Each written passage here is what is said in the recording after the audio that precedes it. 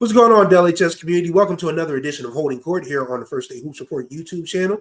If this is your first time tuning in, my name is Chris Stevens. I am the founding editor of First State Hoops Report and the podcast host, producer, director, editor, everything you want to think of Holding Court, where I talk about Delaware basketball every Sunday. It is Sunday morning as I'm recording this. I literally woke up like not less than an hour ago. So if I look groggy and sound groggy, that's why. Because I kind of value my rest a lot more these days. And I know we talk about, being, I guess, cognizant of the things we, how we take care of our bodies and different things. Sometimes you just need to rest. And any of you kids watching out there, y'all get some sleep. Adults feel me on this because there's an old saying that, a lot of hard workers like to use, I'll rest when I'm dead. If you don't rest before time, you'll get to that destination a lot quicker than you anticipated. So please, if you feel sleepy, get some sleep. It's really that simple. So yes, that's why I sound kind of still trying to wake up in all facets, from head to toe.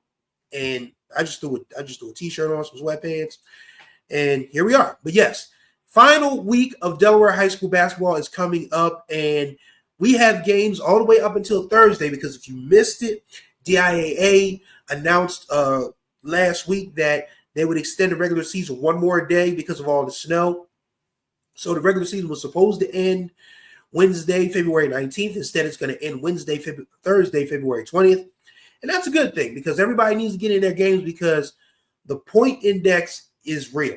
And the tournament seedings will be decided Friday the 21st. Once again, I would like to have a few teams, boys and girls, join me for the First State Hoops Report bracket reveal show. That's probably going to go on Friday night, February 21st. I'm going to say 6 p.m. roughly. So if you're available 6 p.m. on Friday, you got an internet connection, you got a laptop, you got a Zoom link, something. Well, I'll provide you guys with the link to join the broadcast. But if you are interested in coming, shoot us an email, FirstStateHoopsReport@gmail.com. You can DM us on Instagram at First State Hoops Report. Same thing on Facebook. Just reach out. I will probably put this as a reminder on the Instagram feed so everybody can know that, yes, I'm still looking for teams, boys and girls. So there's everything equal. Because we need to hear from girls, we need to hear from the boys, we need to hear from coaches, we need to hear from players, how they feel about their brackets, how they feel about the seeds. So yes. And with that in mind, what a week. We'll start with the double overtime Saturday night game. Salesiana pulled it out against St. George's, who won Flight A, actually. So next Saturday, it's going to be St. George's versus Howard in the boys' flight Blue Hen Conference Championship, and Del Castle girls. The Del Castle girls, wow. Antoine Morgano's done an outstanding job of rebuilding that program. This is Del Castle's first Flight A girls championship since they won the whole state tournament back in 2009. 16 years ago. That's a long time. And a lot of credit goes to Coach Morgano for getting those girls up to speed, playing the game that he wants them to play. And Flight A was a battle royal this year. And Del Castle came out on top of it. They play Howard's girls on Tuesday. So I'm not sure how much Coach Morgano or Coach Clack are going to give away, or if they even, think it's that big of a deal leading into the Blue Hen Conference Championship game. I'm sure they'll both play 100% for 32 minutes, but it won't be. There'll probably still be some, some tricks of the trade left to the imagination before next Saturday's Blue Hen Conference Championship game. But yeah, back to Sal's. 8-11. They have a first round bye. I've done the calculations. They have 28 bonus points at the moment. 28 bonus points. So they have 8 wins. 8 wins times 2 is 16. Add the bonus points in, that's 48. No, 44. Woo, Lord. I'm not good at math, y'all. But I'm good enough at math. I'm good enough at addition. So yes, 16 plus 28 is 44. They have 44 points. You divide that by 19, that's about 2.31 something. And that is in the top 8. So yes, Salesiana has a bye. They play Dover on Monday. So if they beat Dover, there's a slight chance that at 9-11, they could be in the top 4. 8-12, they're already in the top 8. But if they beat Dover, they get into the top 4. And I can tell you now, that's a team that is going to be a nightmare now that they've gotten the nightmare portion of their schedule out of the way. Because they started the season 1-8. We all just looked around like, what's going on here? Are they gonna? This can't be Sal's, and it wasn't, because they just played a ton of great teams. They played Imhotep Charter. They played Bonner Prendy. They played St. Joseph's Prep. They played Penn Charter. Excuse me. They played a lot of Philadelphia area teams that would come down here and just wreck shop every single night. And once they got back in state, they got a little more comfortable. They were able to beat Sanford. They had Howard on the ropes, but Howard came back. They beat Odessa, who's a really good team. They beat St. George's, who's a really good team. So there's still a Sal's team lurking out there. You know, they've got Latrell Wright. They've got R.J. Johnson playing his best ball of the season. They've got Kai Abernathy. I cannot believe that kid is a freshman. He's about the same size as R.J. now, and R.J.'s a senior. So they got a nice little – I'm going real old school here for you old school NBA fans, real old school. If you remember the Washington Bullets back in the 80s when they had Rick Mahorn and Jeff Rulin thumping the Beef Brothers, excuse me, that's who RJ and Kai remind me of. RJ is Rick Mahorn and Kai is Jeff Rulin. Taking it real old school. All you old school NBA fans from like the early 80s definitely remember the Beef Brothers. But they also used to be called McFilthy and McNasty in the early 80s. So the NBA game used to be really rough. I'm not saying that RJ and Kai play rough, but they're just two really stout dudes who play strong basketball. And you'll need that in the state tournament because not everybody has a center. Not everybody has a power forward. Sal's has both. Good luck. So Sal's is on the verge of a first round bye. Sanford's back in the top 4 conversation after beating St. Elizabeth on Saturday. And what I took away from that game is that Sanford, when they're playing the type of ball that they want to play, you can't beat them. You can't. Because St. E's, from what I saw, because I got there late, because full disclosure, I drove about 75% of the way from my house to Sanford, only to realize that I forgot my press pass. So I turned back around, drove back to the house, got my press pass, got back there just as the first quarter was ending. And Sanford is one of those schools that's really like laissez-faire about it. They don't bug you. They're like, oh, you're here to watch the game? Okay, just be cool. Be cool how you be cool. Some other schools, they want your mother's birth certificate. They want your grandmother's maiden name. None of your doggone business. How about that? But yeah, some schools, Sanford's one of those schools that's just real chill, but I just like to have it on me, just so people know I'm there on official business. So yeah, from about the end of the first quarter through the end of the second quarter on, St. E's was playing the way they wanted to play, and they were up 9. In fact, I think they got a gift call because Kyan Alexander had a half-court shot at the buzzer that almost went in, and I think the ref saw something that wasn't there, so they called a foul. And Kyan hit 3 free throws, so it should have been 26-20 at the half. But it was 29-20. Regardless, Sanford came out a different team in the second half. They started going to the bucket more. Trevor Webster had 3 really nice drives and finishes. Zero Elgood, Kareem Hart, they started penetrating more, and that was able to get Jaden Taylor some looks at the basket, including a dunk in the last minute that pretty much sealed the game. So when Sanford is attacking the basket, when Sanford is defending, like they're capable of defending, they're a tough team to beat.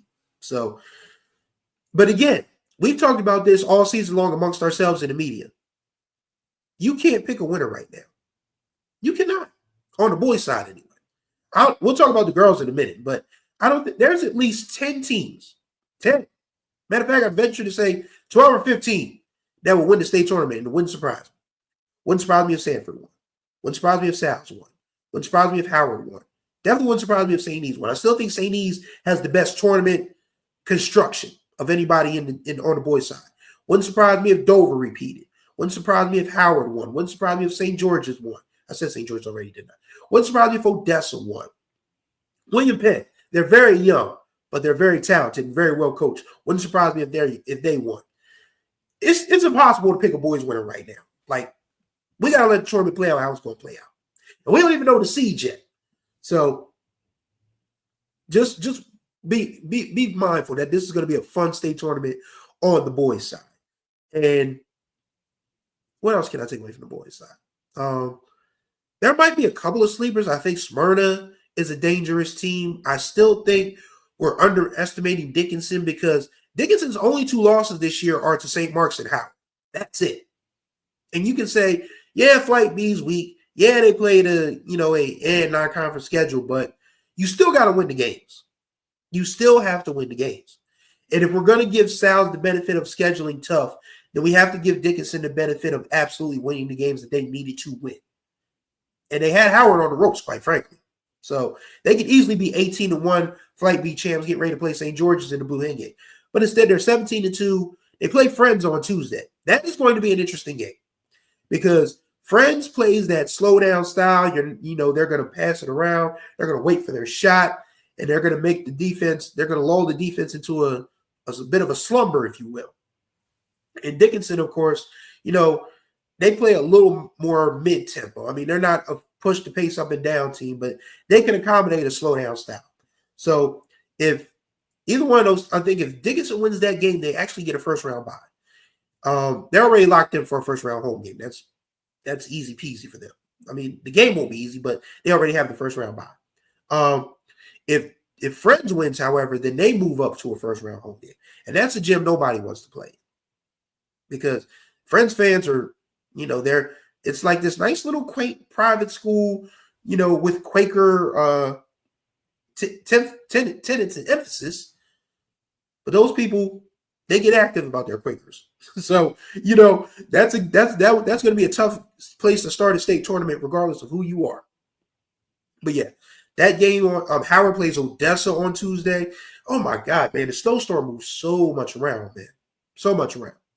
Like, I don't know how we're going to be able to get all these games. I mean, see all these games. Obviously, Monday, President's Day, is going to be a game, a full slate, even though the schools are closed. Sal's plays at Dover at 1 p.m. That's going to be a fun one. I forget who else plays. There's a couple other big ones on Monday. So, and then, of course, you have Tuesday, Wednesday, Thursday left. And then, of course, Friday, the committee meets. So, it's still a full week, y'all. And I may go ahead and just put the points calculations that I have, and with full disclosure that it's unofficial because a lot of out-of-state schools don't update their stuff in a timely fashion. So we'll just have to go with what's there. But I may end up putting those out there just to give people an idea of what the committee is looking at and what they'll be reviewing on Friday, just to be fair. Yeah. On to the girls now. And Sanford has really come up big in the last couple of weeks. Obviously, they played a tough out-of-state schedule. They went out to the Tournament of Champions out in Arizona over the Christmas holiday. Played some really tough teams out there on the West Coast and in the mountain ranges and didn't do too bad.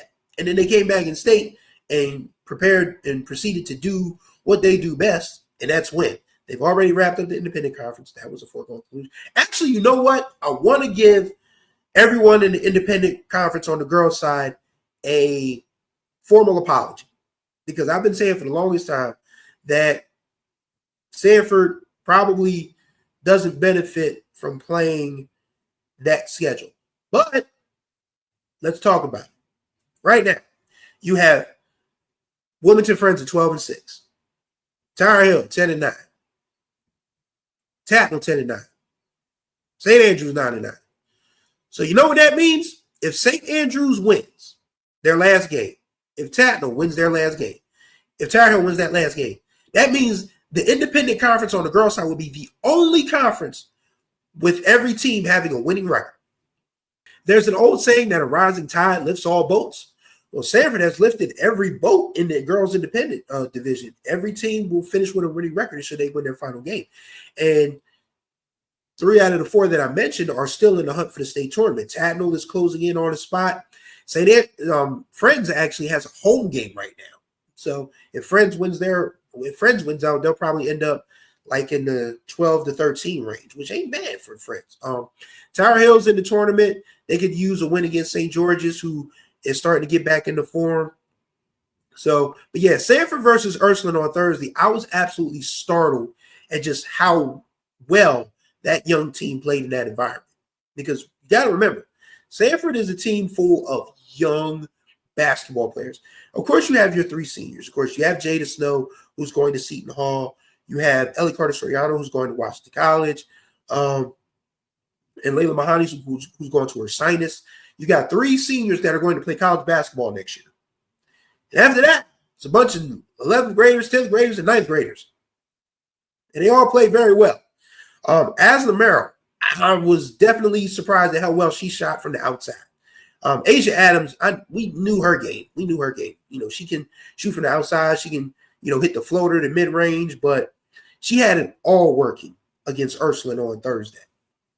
And then, of course, Naomi Allen takes care of business on the board. So that Sanford team, we got to add them to the mix. I mean, we all thought it was going to be Ursuline versus Caravel. I mean, we got to add Sanford to the mix. So I'm still saying outside of those three, any other state, any girls winner outside of those three would be an absolute upset. But we didn't see enough of Sanford to, make a full judgment. Now we know. They're in the mix as much as anybody else, as much as Caravel, as much as Ursuline. So they have, and Ursuline and Sanford plays Caravel on Tuesday. I'll be in the building for that one. That's the game I have to make. I may actually be on the air for that one. Stay tuned. But that game right there will tell us a lot about which one of those three has the best prospects of winning a state championship heading into the state tournament. Sanford, they're young, but they play an aggressive brand of defense. They have timely scoring. Caravel does the same thing. Ursuline has Gigi. That's really all that needs to be said. But if anybody else can step up, if Sinai Johnson can step up, if Jasmine Butler can step up, Catherine Lang can step up, they're as much a favorite to repeat as anybody else mentioned. But I still think that Smyrna could jump up and surprise like a Padua or a St. E. They might even catch Ursuline slipping again. Of course, they beat Ursuline the first time around. Ursuline didn't have Gigi. But I can't discount that Smyrna squad, man. I've seen them too many times to not give them their props as a team that could possibly make some noise, some real noise on the girls' side. So, I mean, I still think DMA is tough. Padua needs a little more scoring for me. I mean, they defend and rebound very well.